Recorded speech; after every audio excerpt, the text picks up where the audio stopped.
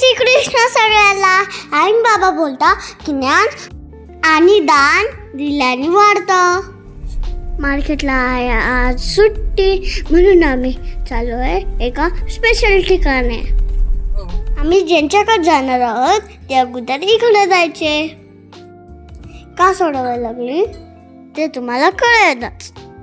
हा व्हिडिओ तुम्ही शेवटपर्यंत बघा. हे आहे माझ्याकडे आवडते कृष्ण बाप्पा. हे मला खूप आवडतं, जसे मला माझे आई बाबा आवडते किंवा दादा आवडतो. आता आम्ही आलो मेन ठिकाणी.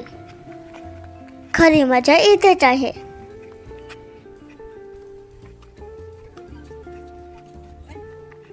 मंदिरात जाऊन आम्ही अगोदर दर्शन घेतलं.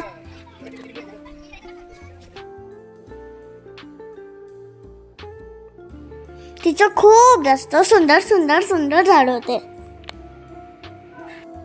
आंबे तर खूप खूप खूप खाली होते आणि मी आंबे हलवून हलवून हलवून पाडवत होते.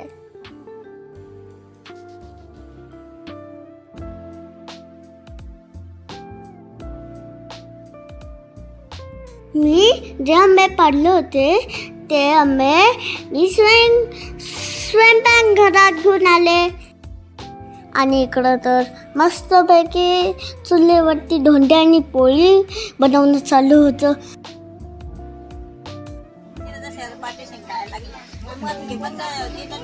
पण मग काय होईल, थोडा वेळ लागेल, पण उलट इथं प्रसन्न वाटतंय, खूप प्रसन्न वाटतंय. करून दिलेलं आहे. मग काय नंतर भरोसा नाही राहत ना. त्याने पाणी किती दिवस ठेवलं. हा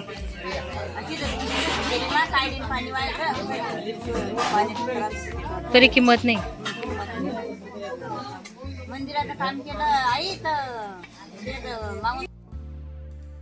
आणि इथं बनवणं चालू होतं आंब्याचा रस, जे की मला खूप आवडतो.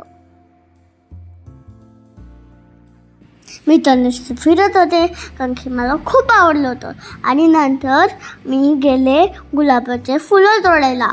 ती खाल्ले गुलाबाचे फुलं खूप मस्त होते.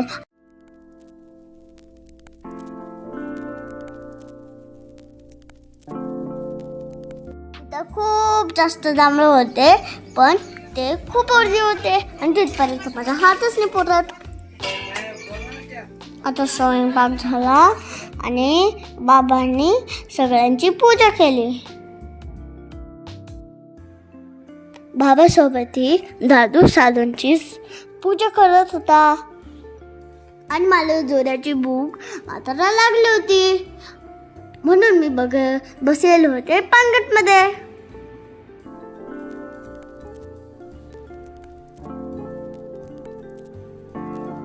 बाबांनी सगळ्यांना दंडोत घातलं आणि जेवण देणं चालू झालं.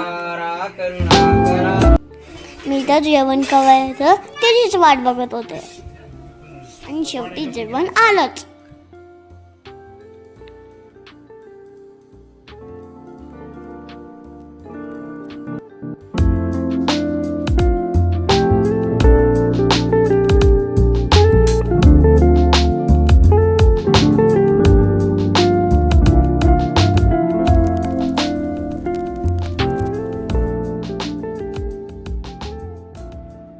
बाबा सगळ्यांना जेवायला वाढत होते. सगळ्यात शेवटी बाबा जेवले. जेवणानंतर बाबाने आणलं साबर. त्याला खूप छोटे छोटे काटे होते. ते मी पहिल्यांदा बघितलं होतं आणि ते लाल होतं मधून. मला तर तिथून निघा वाटत नव्हतं, म्हणून मी परत फुलं तोडायला गेले.